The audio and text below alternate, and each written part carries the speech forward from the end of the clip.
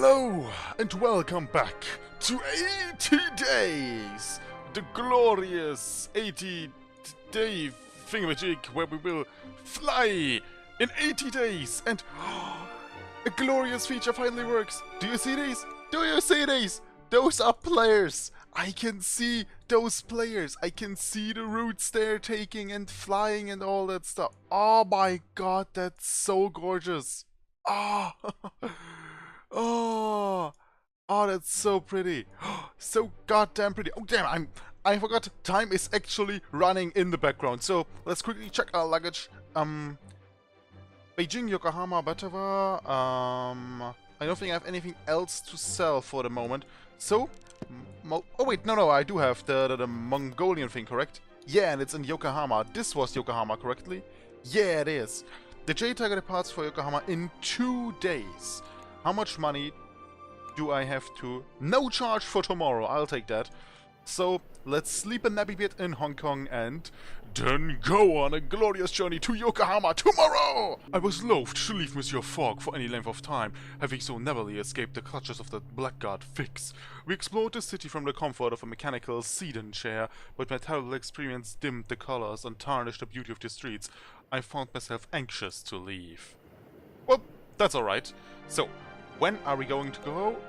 Well, we're going to go now! Let's... Ooh! But the physical restorative set should help. Great, I will actually improve the condition. Oh, this also looks gorgeous. Let's look at that thing. Oh, with the little railings down here.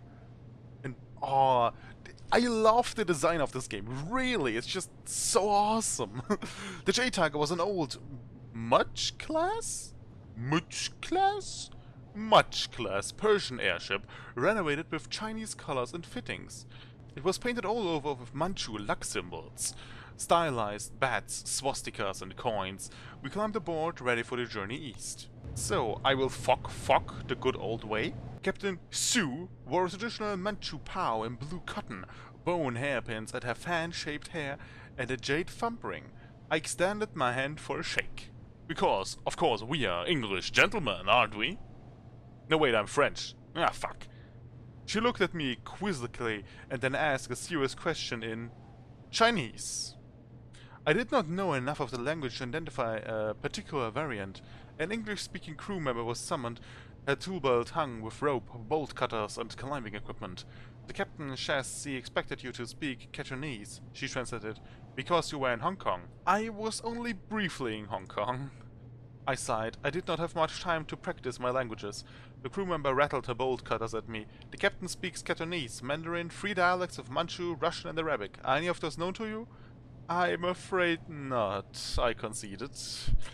The captain, for all her delicately arranged hair and grace, looked thoroughly exasperated and stalked off in a huff. The crew member chuckled and stuck her hand out at me. Song Swing! Looks like I'll be looking after you and your master this trip. Demoiselle song or Madame song? Demoiselle song? Xiong Xiang shuddered. Song swings fine. Try not to mangle it too much. Passepartout? Her pronunciation was off, of course. Flawless. Merde. Ah, there is some fucking going up. So, Omsk independence hopes dashed. Oh. Well, seemingly we did not manage to liberate Omsk, but who cares? Monsieur Fogg took expectation to the moth-eaten red silk drapings which adorned our cabin, and asked me to take them down for the duration of the voyage. Is it a condition that you cannot bear? Is it a color that distresses you? Is it a color? I asked. Does it matter? He replied with perfect equanimity. I suppose it does not in the end. I really have to look after Fogg a bit more, and since I'm still a butler, I will take my job seriously from now on. I replied, attempting to consider the matter from my master's ever-logical perspective. Song Xiang looked terribly surprised when she came to fetch us for dinner and saw the bar-walled room. My master has a very particular taste. I explained. How nice for him to have the luxury of taste, was her only remark, but I felt it sting keeningly, and relations with Fogg have improved slightly. Which is good, as far as I can tell. Ah, great. Oh, we can do some conversation. How can we go onwards from Yokohama? Greetings, Song Xiong. I have a moment to speak with you. Yokohama, tell me, I hear there's a traveling circus in Yokohama. Ooh, interesting. What of those cities are actually... Honolulu is an island, if I remember correctly. My geography may be off, but I think it's an island. Maybe, but you can pick up revolvers in Honolulu, extremely valuable in New Orleans. Ooh, interesting and good to know. Tell me a bit more about Honolulu. I've heard Honolulu is impossibly beautiful, a paradise. Now away, you are most interesting. Oh, now anyway. Oh, you are most interesting. Yes? Is that so, mademoiselle? Indeed, it is the shape of your head. Most strange. Thank you, I guess. More about Honolulu, please. I've heard that you can pick up harmonicas. Oh, I can...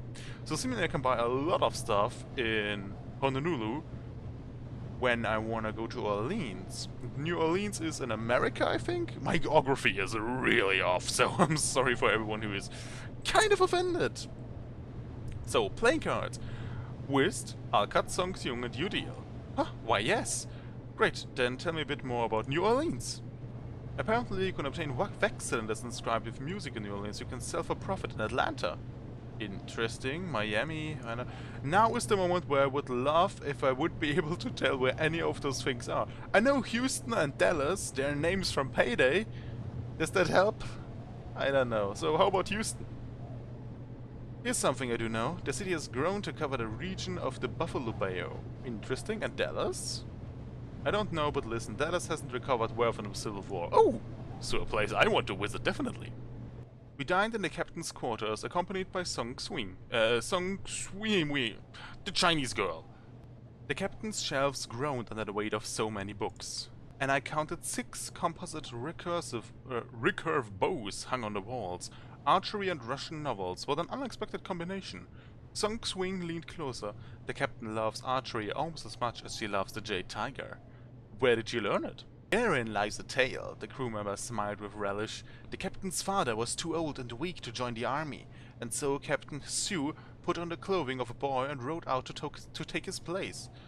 How daring of her! Oh, I gasped. It was a grave risk, but she served for 12 years and gained so much honor that when she was discovered, the generals gifted her with an airship and forgave her deception. Say, is that not the plot of a very famous Disney Chinese folktale? I raised my eyebrow. The story of Mulan? Song Swing's eyes widened. You know that story? She said flatly, and then shrugged. You are not so ignorant as you seem. A most stimulating dinner at the captain's table, all told. Ah, and Fogg is nearly up to full health again, which is great. We tethered at Yokohama in the early afternoon. My eye passed lightly over the slope-roofed buildings, carriages, and the bare cherry trees. I made a particular effort to thank Sung Tseung for an entertaining journey. Because, yeah, she was nice. A bit rough, but nice. For she'd been an excellent, if fanciful, translator, and had taught me a little Mandarin of the hours and below decks. Think nothing of it, she advised, shaking my hand with a callous one. Good luck. Ready, Passepartout? My master called. Of course, monsieur, I replied eagerly, and followed him onto Japanese soil. And welcome to Yokohama! So, before we see anything else, let's sell some stuff for good, valuable cash. There we go. So, this amethyst, Burlington, Batavia, and Hong Kong. Well, if I know where any of those places were, I would definitely sell them, but I don't. Which is, well, inefficient to say the least. Let's look up here. Oh, we have a ship here with the route to something around here. Honolulu is down here, great. San Francisco, Salt Lake City, Gaston, Bulgaria, San Pedro, Las Vegas. Where's New Orleans? New Orleans is down here. Interesting. Wait, Burlington is here. Wasn't the thingamajig? Where is the thingamajig? Did Burlington remember Burlington? Remember Burlington? Remember Burlington? Yokohama Market? Burlington! Buy! We sell later. Now we buy. Great. Yeah. Part of the left of the door. I don't think we need it, so let's sell it for 260. Stuff the amethyst in here. Gonna move on and explore a bit. And we can watch a beautifully long road unfold. It was hard to believe that Yokohama had only relatively recently opened to foreigners. There was an entire foreigners district not far from the waterfront, where it was as common to hear Chinese or Russian as Japanese. There were several varieties of English to choose from as well, though Monsieur Fogg would have barely deigned to include the nasal tongue of the American merchants. I noticed a Japanese man watching the scene with a look of intense concentration and scribbling in his sketchbook. "What are you doing?" He jumped and left a smear of ink on the paper. He looked up, clearly irritated. "Do you mind?" he said, his accent unholy mix of Dutch, French... "Do you mind?" he said in an accent of unholy mix of Dutch, French and English. "I am making a drawing of a woodcut." Why does that American... "The skirts aren't that voluminous," I commented, and he sniffed the front. "Oh, I am hastily. You have drawn them well. It's an artistic impression of the foreigners," he stressed. "Well, it's certainly artistic," I allowed. The scene on the page was much more lively than the merchants haggling and their wives and children riding about in carriages. "You are very strange people," he pronounced after a brief silence. "Everyone is strange," I replied thoughtfully, thinking of my travels. He shrugged, clearly unconvinced. He colored one of the woman's skirts lovingly, his hand on the page much gentler and kinder than his voice had been. Finally, he thrust the paper in my direction, assuring me that it was only a preliminary?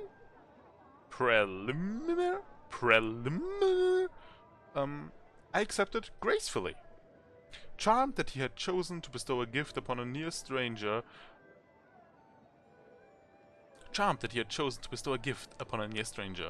I stole it carefully. It was a fine souvenir from Yokohama. The Yokohama sketch should fetch a good price in San Pedro, should we decide to sell it.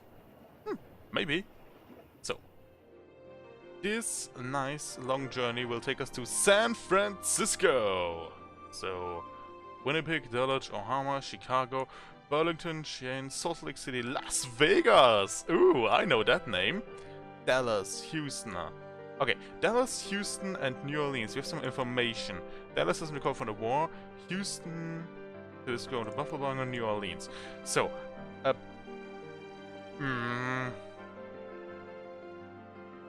where was I able? Honolulu. I would have to go to Honolulu in order to buy stuff to sell in New Orleans. So, let's stay in Yokohama for a bit and sleep and try to find out if we can find some other routes. We took a room and settled in, and I attended to Monsieur Fogg, ensuring he had fresh tea with the dear wish he would have a comfortable night. I'm a roaring health, but you must make haste. Yeah, we do. Alright, we could go down here to Manila, which is not the perfect way. I want a way to Honolulu. Can nobody tell me a way to Honolulu? Maybe to... Let's just go to Manila? Oh, baking sunshine, sweltering heat and mild seas. No. Let's know. Can I not just sleep in Yokohama once more and please get some information going? With the last light of the evening, I spent a few hours walking around. Only from a pocket pick to the tune of 25 pounds. So, let's try this once more. I will go up to 40 days max. Engage in another guest in conversation to find out what I could, hearing from him that some buyers will pay well for cowboy boots from Manila. I do not want to go there, so... No, okay, it takes 15 days. And it takes me 4 grand to get there, which is... interesting to say the least. Oh, laggy. Can I go to Vladivostok? No, I can't. It seems to be only one way. I can't take this journey. Monsieur Fogg will die. Or closely. But maybe with a bit of luck I can find a way to Honolulu? I'm not sure. Let's just check the shop again. Maybe I've missed a shipping table or something like that. No. An elastic wallet. Let's screw it, let's just buy it, why not? Okay, one more day. Only one more day. I went to stretch my legs. Enjoying the sights and smells of the curious part of the world? No. I have not seen the traveling circus in Yokohama. I have, well, seen nothing so far, actually. So yeah, I guess this is it. We will take the 4K tour over here. San Francisco can be altered. We can't afford a ticket, let alone anything more. Oh shit, we don't even have 4 grand. So we have to go to Melanie if I want to or not. There's no other way. So let's go with the Sugarware. The Sugawa was an Imperial Japanese steamship designed by French engineers and crewed by naval conscripts drawn from all 4 occupations. Captain Hirosu bowed slightly, and in greeting, and I gave her a bow of the same depth. No, gave her a bow of a deeper bow of deep respect with deepness in it, causing her to raise an approving eyebrow. Welcome aboard, she told us, as the crew raced about readying the ship for departure. With God's grace, we'll have a swift journey. Wait, Moscow police carrying mysterious Frenchman. Well, hopefully that's not me. I encountered Captain Hirosu on deck in the morning and noticed that she wore a katana and a beautiful walk chief. It is a beautiful weapon you have there, I said reveringly, having been swept away by the recent Parisian fashion for Japonisme. Captain Hirosu ducked her head a little. It's not a military issue, Gunto, she admitted. It has personal value to me. I made a sound of encouragement, but she did not take up the cue to continue. Oh well, there would be time enough to get to know the captain better on our journey to Manila. Well, if Monsieur Fogg doesn't die until then. News. Copenhagen bomb threats continue. Well, luckily we did not went there. In the morning I saw Captain Hirosu praying at a little Protestant chapel beside the galley. What do you pray for, Captain? I asked. I pray for the health and long life of Emperor Meiji, she said, so fervently that the commonplace words rung with truth. He looks to the west and thus towards progress. I consider her words. And you are a product of his progress? Her hand closed over the hilt of her katana. 5 years ago, it was illegal for a peasant or a woman to wear a sword. Now Emperor Meiji has given me a warship. Yet you still wear a samurai's katana, I pointed out. A look of sadness crossed Captain Hirosu's face. It was my grandfather's. The men of my family are all samurai. They must be very proud of you. No. Captain Hirosu closed her eyes. My father is still loyal to his daimyo and fights against the Emperor. So your father does not believe in progress? The captain gave me a tired smile. The Emperor has reduced the samurai's privileges and cut their wages. My father is angry. Angry with you? For what reason? He sent me away with my grandfather's sword, so I think he will forgive me one day. She looked away. If we both live to see it. An officer came to fetch Captain Hirosu away from some pressing duty, and I was left with my whirling thoughts. Manila Harbor was a desolate, desperate-looking place. The Sugawara was a regal sight as she pulled up to the docks. Good health to your Emperor, Captain, I called as it disembarked. And you, she replied. Do not drink the water. I try my best. That music is loud as hell. Alright, good. Let's look up the market. Neck cushion, we can fly. English poetry. Not really my preferred item, I guess. Okay, I will probably... Let's sell the shaving kit, we really don't need it.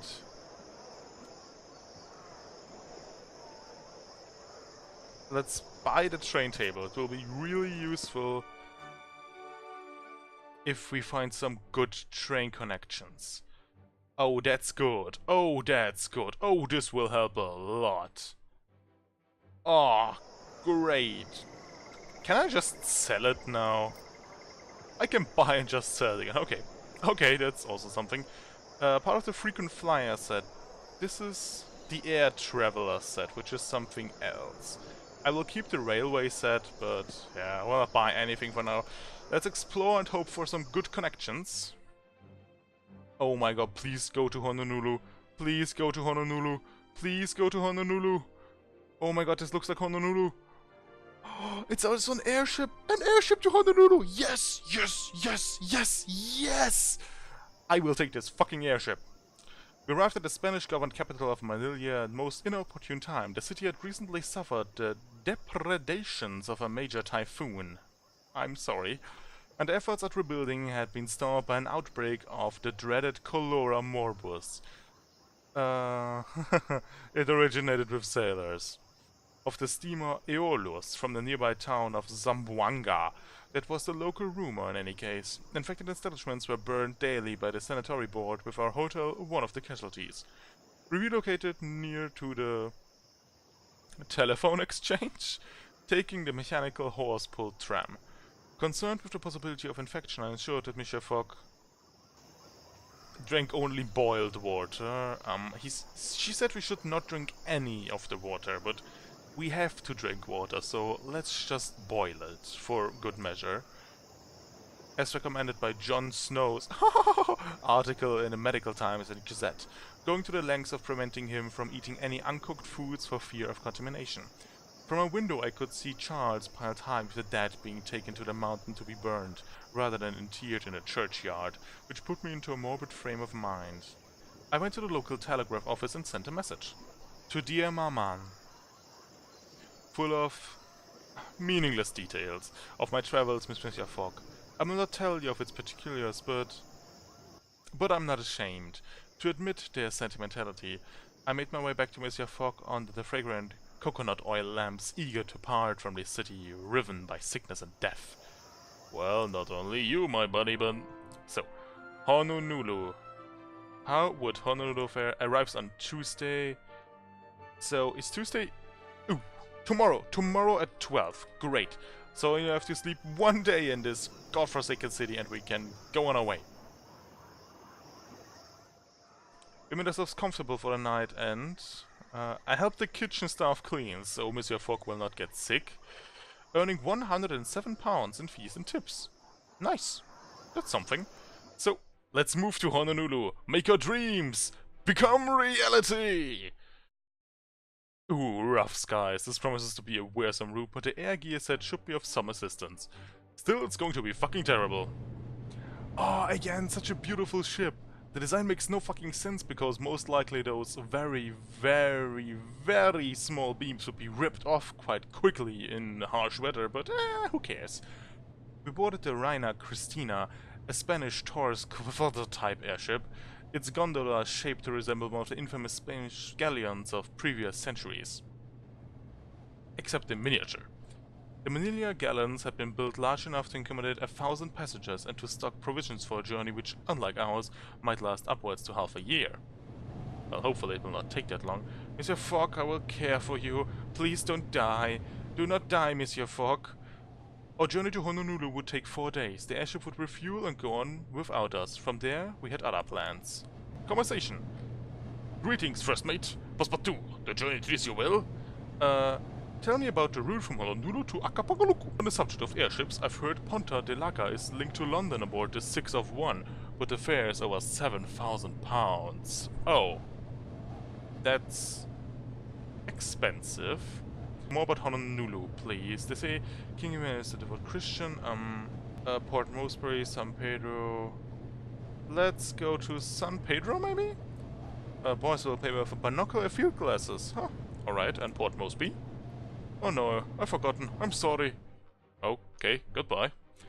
Ponta de la Ganda. Well, that's something, but £7,000 is a lot considering we'll be very short on cash. The Filipino crew spoke a mix of Tagalog and Spanish, all mixed in with Lexus sailors' chant, which utterly fascinated me, though I did not have the skill to understand it. Don't bother trying to learn it, the captain remarked in elegant Spanish. It is a sailor's heart to do so. Do you not think I possess one? I retorted. I would never dare presume, monsieur. He bowed his short jacket, pulling up to display a slice of perfectly white shirt. He added teasingly, many gentlemen would consider such an insinuation an insult. Many gentlemen are fools, I remarked with perhaps too much honesty. Thankfully, the captain only laughed, his dark eyes glittering with mirth in the reflecting sun. Truly, he said, I met the most remarkable people as captain of an airship. Well, luckily I did not fuck up. We arrived at Honolulu Bay in good time and the crew landed us, then deflated the envelope to refill it. It was a while before we could retrieve our things. It was a while before we could retrieve our things. I really need to learn how to read. So I spent the time walking the beach, watching sharks frolicking in the crystal water. After Manila, this place was a paradise on Earth. Then, we were finally discharged from our duty as passengers and the airship lifted away into the skies. Welcome to Honolulu! Let's go to the market immediately. Oh yeah, they are really small, meaning I will be pretty good at selling stuff. First of all, let's buy everything we can. Every little thing will be sold for later. Acapulco, Panama City and Omaha. Omaha, if I remember correctly, is somewhere over there. Just... wait. No. Can't. I don't want it. I wanted to look around a bit. Just a bit. There's Acapulco.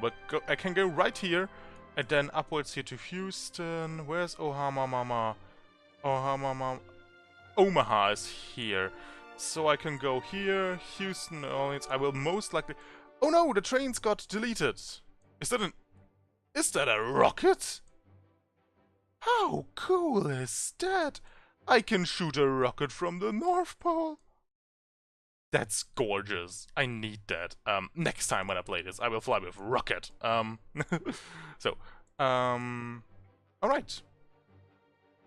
So, we could buy the buffalo skin for Acapulco, maybe. Let's just quickly check something.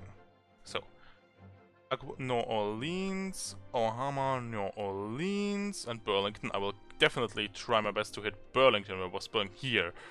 Alright, let's check out the buffalo skin for a second. Where was the buffalo skin? Oh shit! I fucked up the market. It was tough. It was a tough Honolulu lived in one Indra's breath. Oh, it was as though Honolulu lived in one of indrawn breath. A wheeling swathe of sky, white-laced waves and pristine sand bounded by black volcanic bluffs. The town was entirely hidden behind groves of coconut and eucalyptus. You rested in a comfortable palm-topped hut. By the shoreline, breathing the sea air and trying to shake the wearings of the road. Great, so let's wait for half an hour for the market to open. There is the market. The buffalo hide sells in... Oh! In Acapulco. I will definitely go to Acapulco, so let's just buy an extra suitcase and buy the buffalo hide.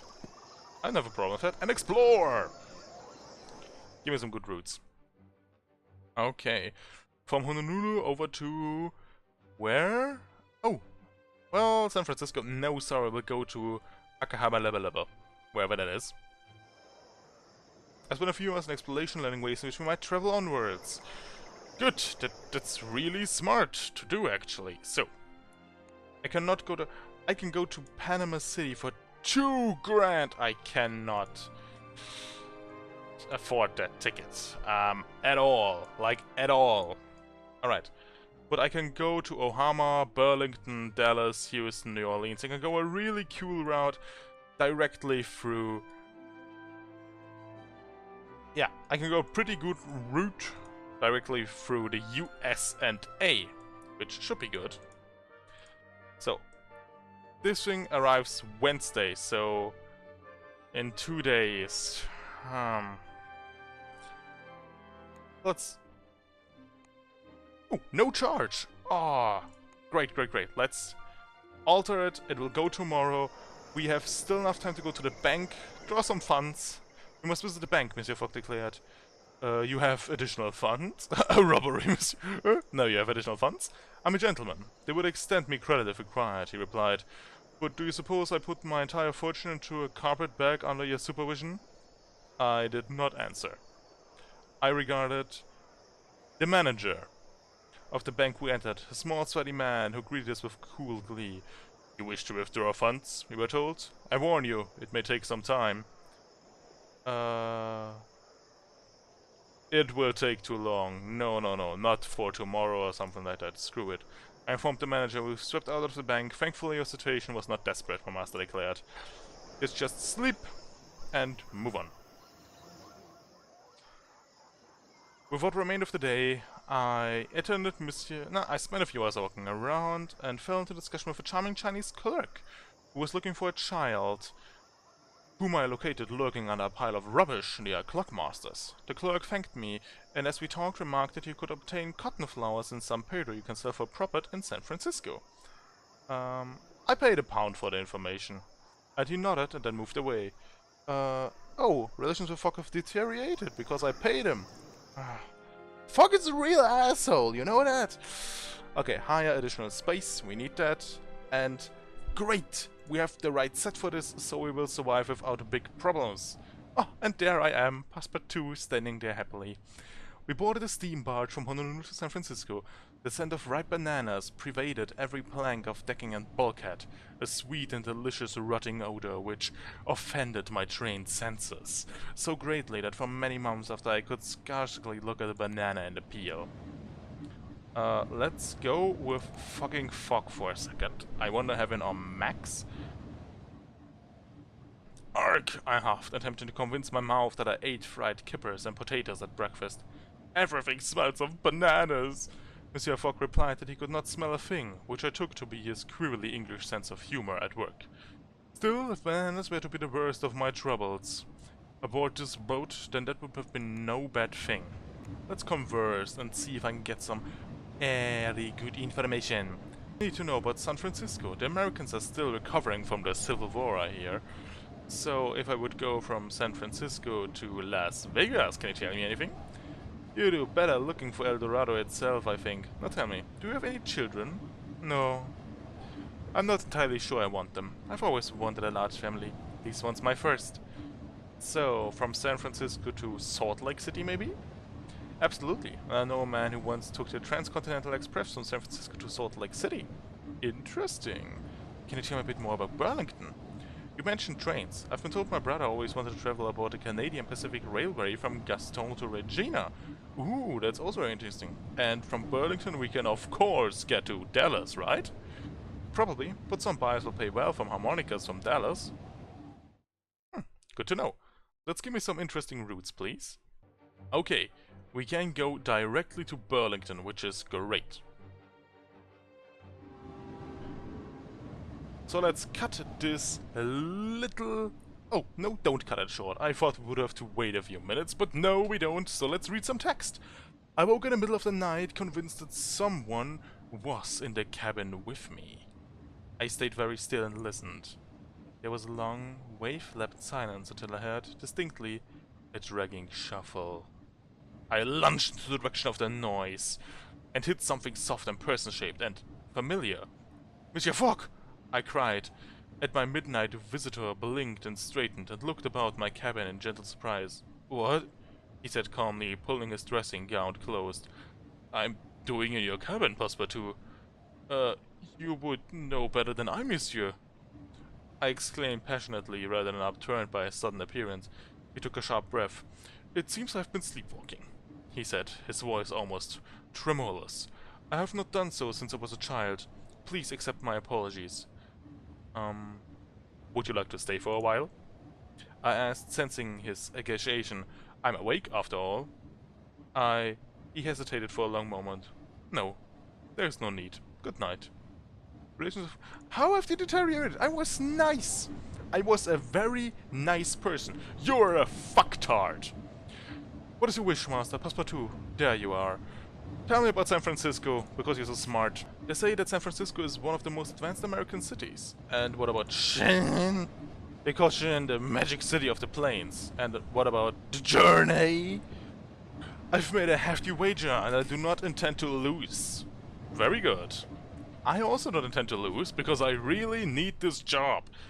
Captain Kalani was a heavily pregnant Hawaiian woman who found Monsieur Fogg's English accent a source of great mirth. Say something else, she demanded over breakfast. Please, Monsieur Fogg. I let her amuse herself. Why not?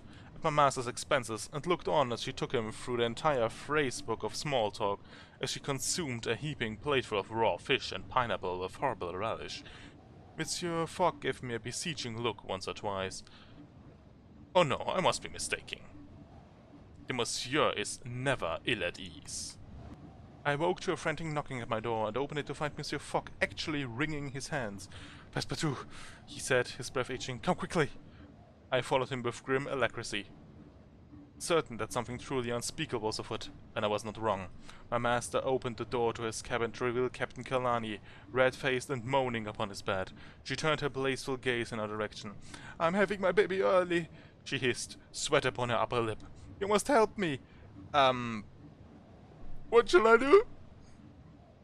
I had intended to ask a question, but it came out more like a shout.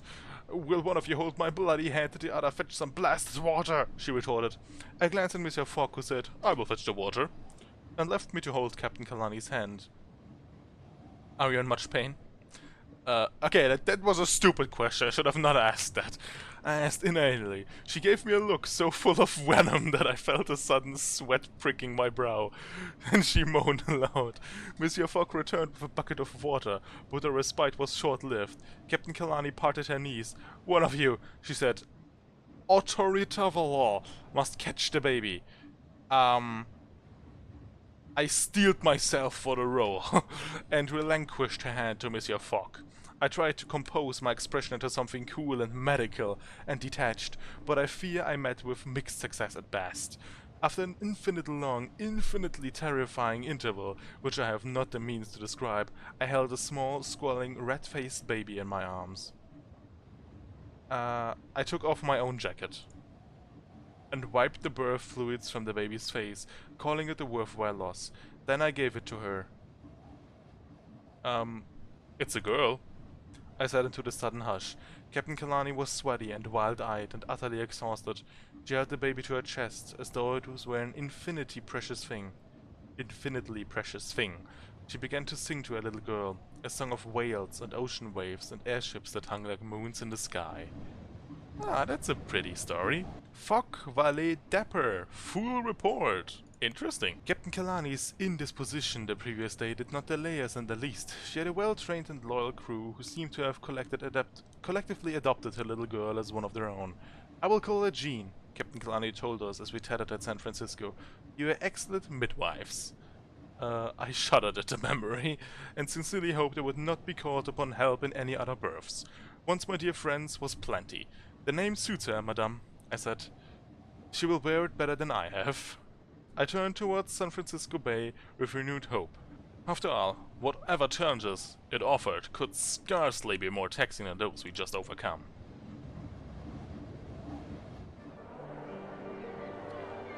So, go to the market directly? No, I said the market, and do me a favor and let me please...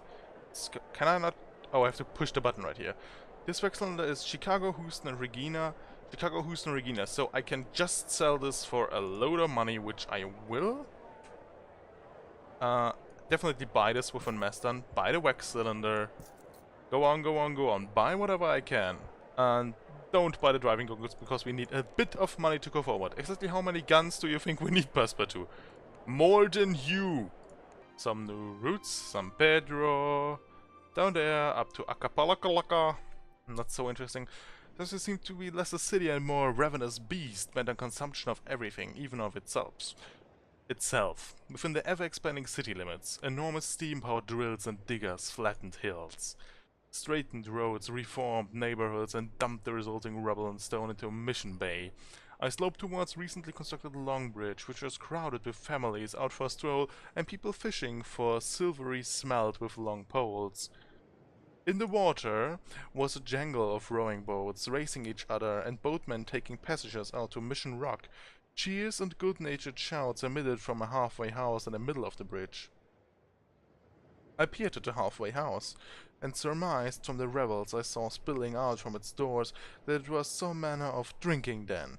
A man, red-faced and somewhat the worse for drink, bumped into me. I excused myself politely, and he made an apology in return, slinging an arm around my shoulders. "Oh, hello!" he exclaimed. "You don't sound like you are from around here."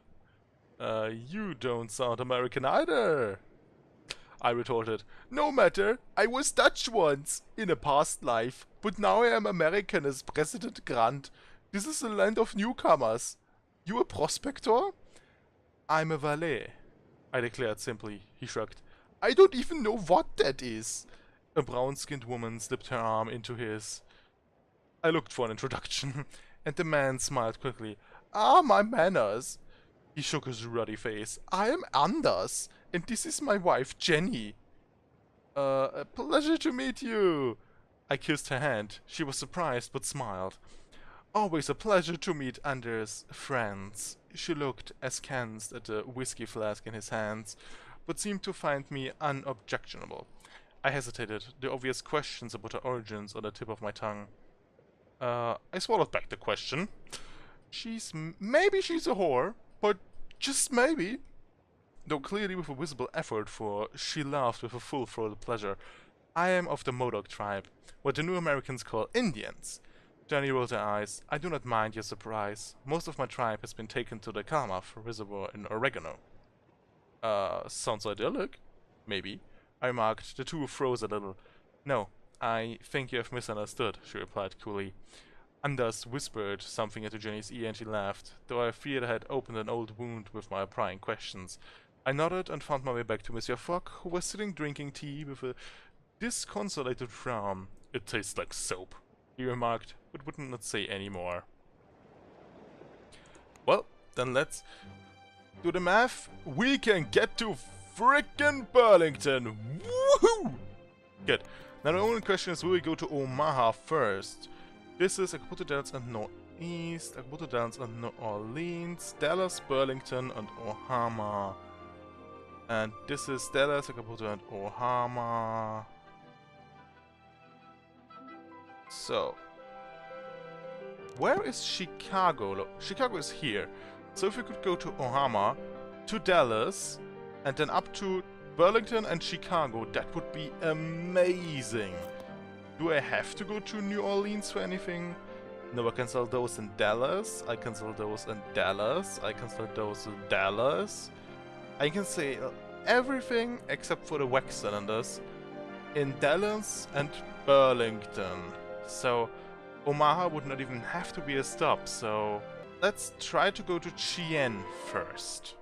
Negotiate, Rayman uniform, yes! Great. Tomorrow we will depart, but for now we will sleep. So I think, like I said, let's start to go to Cheyenne, and maybe after that let's go somewhere else. We were lucky to arrive in San Francisco just in time to catch the inaugural journey to the Transcontinental Express, which would take us to New York in 8 days, with only a handful of stops along the way. Monsieur Fogg, unfortunately, was not feeling lucky, having eaten some rather speculative oysters in the afternoon when away from my watchful eye. I avoided him as much as possible, not wanting to inflame his distress. Don't Fogg. Read the newspaper. Chinatown riots. Luckily I just drove off.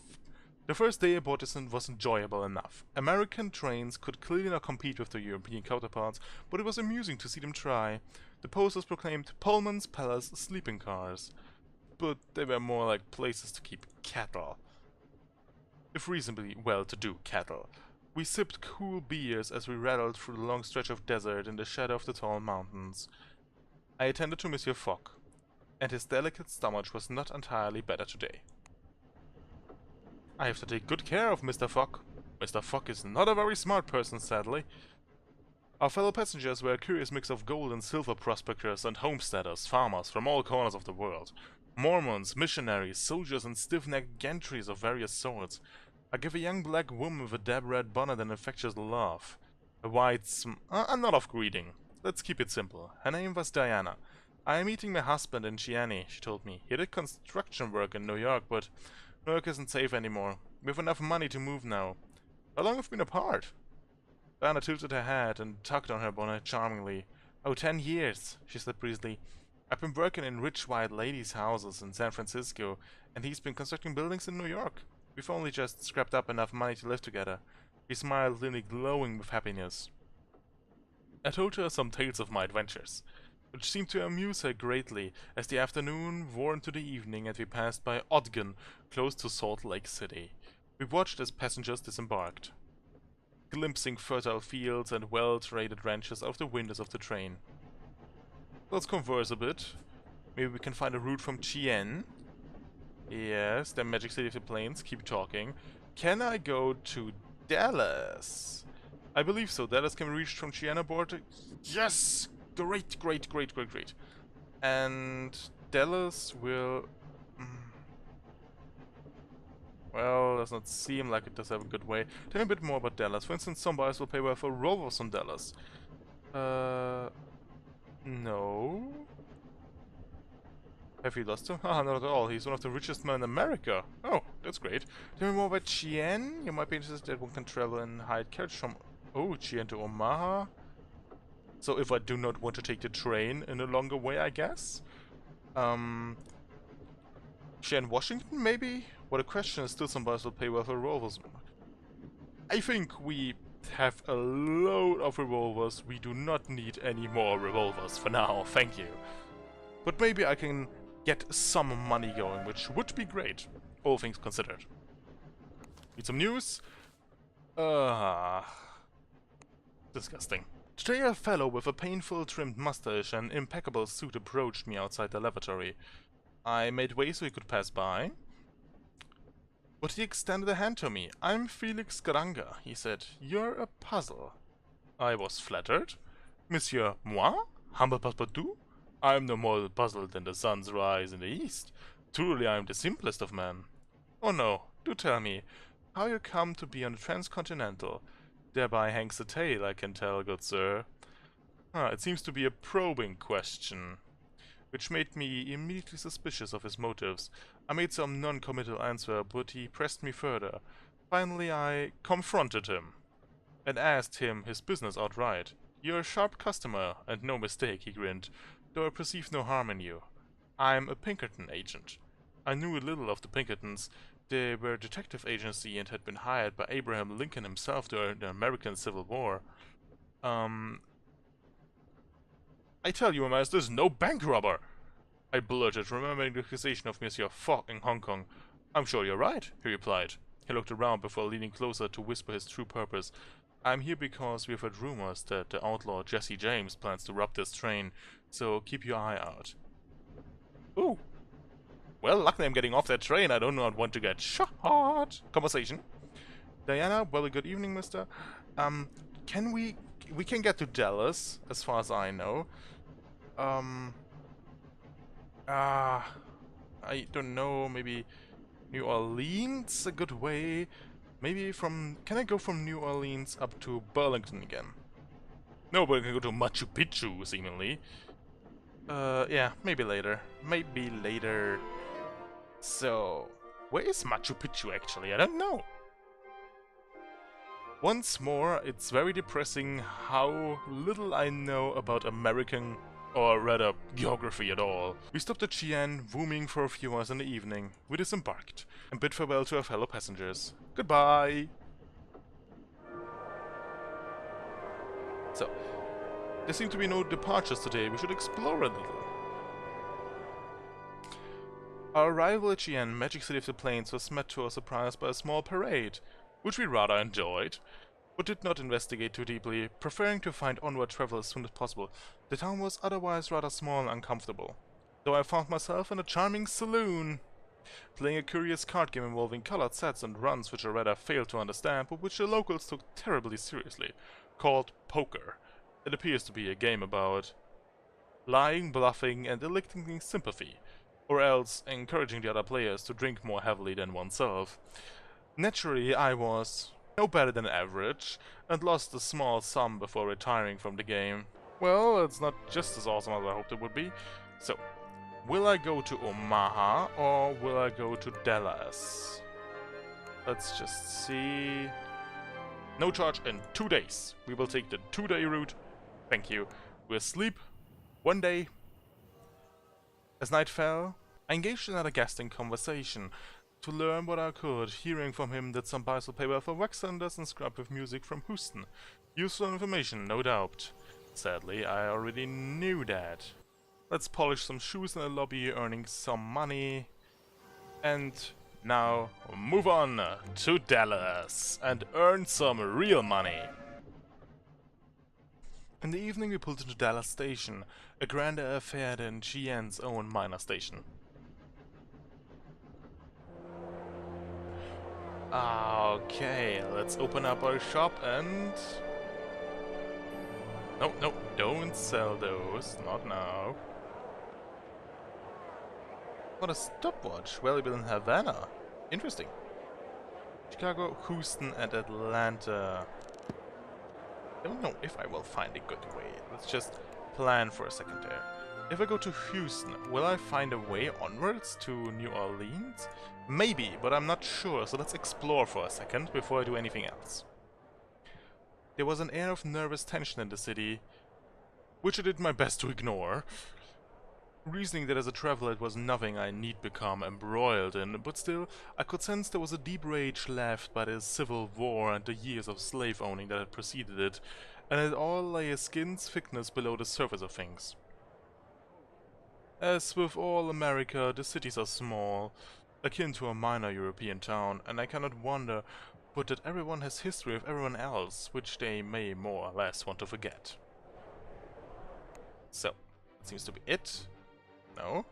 Let's just check out what I can sell in Dallas, actually.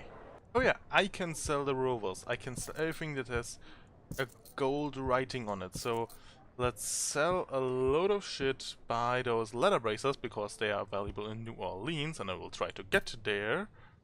And yeah, I will not buy the false passport again.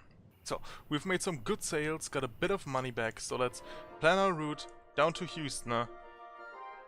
Arrives tomorrow, so we have to sleep one more night. I saw a strange sight in the streets of Dallas. A group of white ghosts drifting around the corner of a building, one carrying a torch of flame. I watched them until they were out of sight, and I felt a chill that gripped the base of my spine. I would not let go. This city has a curse on it, and I wanted nothing but to leave as soon as we could. Yeah, I think leaving is a pretty good part. Let's move on. Sell some more stuff. We really need a load of cash. The passengers across the train were a wide mix, from businessmen in smart jackets to laborers drinking and gambling in the smoke-filled open-roofed cars at the far end. But Monsieur Fogg ignored them all. He had his paper and his seat away from the window, and his pocket watch in his hand. All that mattered was our speed. Fogg said to have crossed the date line, but will extra day be enough? Oh, damn right it will be. The ride from Dallas down to the coast went smoothly along freshly laid narrow gauge track. Some of the finest work done right before the war ruined everything, declared the large man seated beside me, back when labor-intensive industry was profitable. I ignored him and stared away out of the window. He murmured a few other comments designed, I think, to provoke, one about Frenchmen and another about the British. I did not rise to such tawdry bait. We arrived in Houston after a few hours and disembarked to a strong smell of the muddy river and the sight of sea. Let's sleep. Take a long good night's sleep. I will polish some shoes and head brims to ensure everything was shipshape on our upcoming departure. So, explore as we always do, because we need some information. And I can actually go to New Orleans, which is all that I wanted, because maybe Havana will be a good way. Houston is a checkerboard of streets, like something cooked inside a waffle pan, but most of its squares are empty plots with what small development there is concentrated around the river. I found it an oppressive place. Hot and sweaty and unhappy of its own skin, and I was more than content to stay with my master and plot our escape. So let's open up the market and sell some wax cylinders. So we do not get infinite amounts of money, but we get something, which is better than nothing.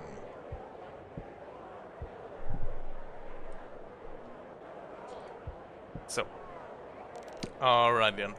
So, I would say let's start our last journey for this episode, onwards to New Orleans.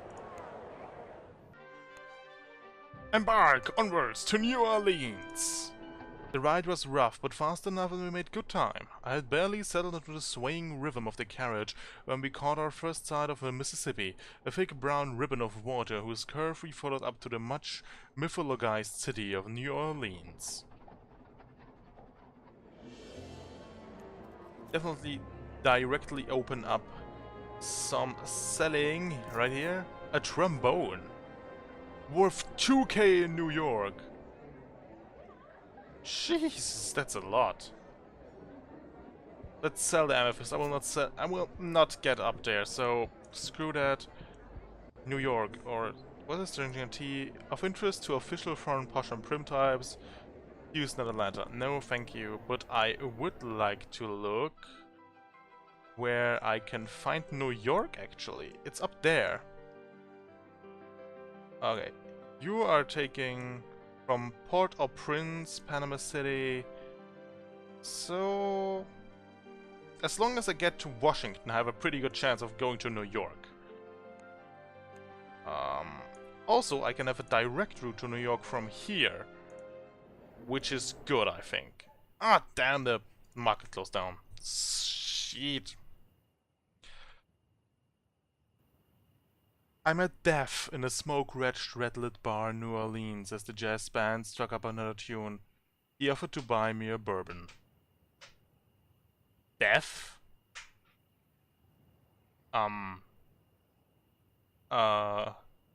Perhaps in 20 or 30 years?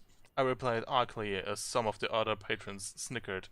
Death pulled off his mask to reveal a handsome cafe au lait features, a dark green eyes, and then extended a skeletal hand to me.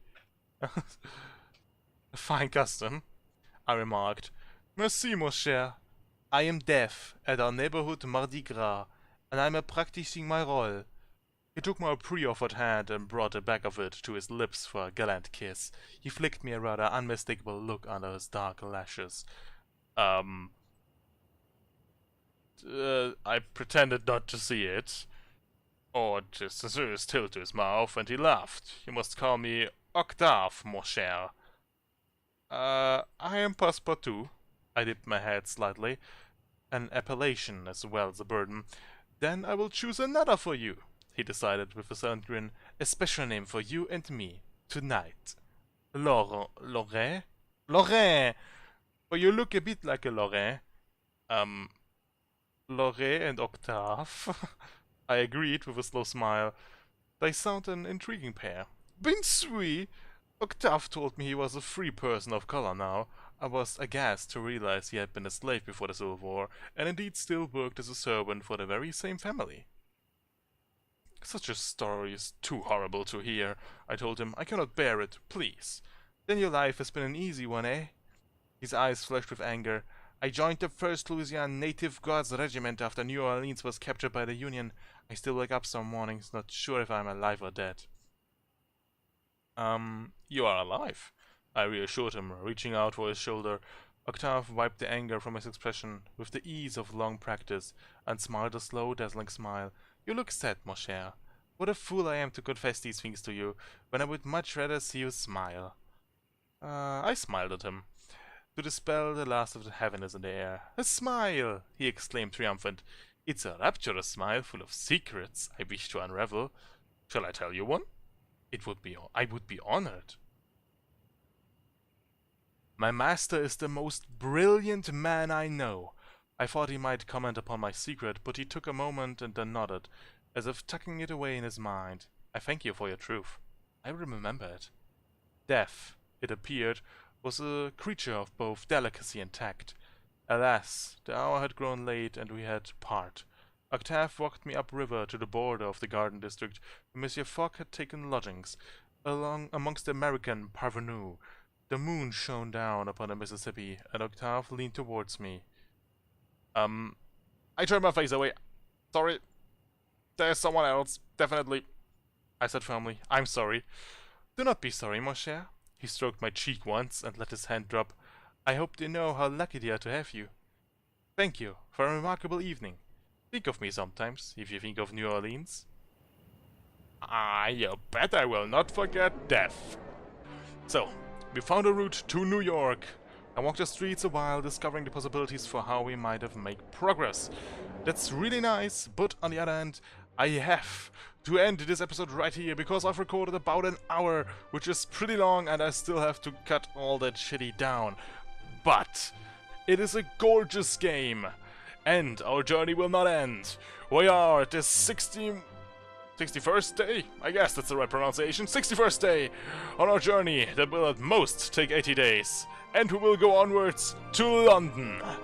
But until we do that, and until next time, everybody, bye-bye!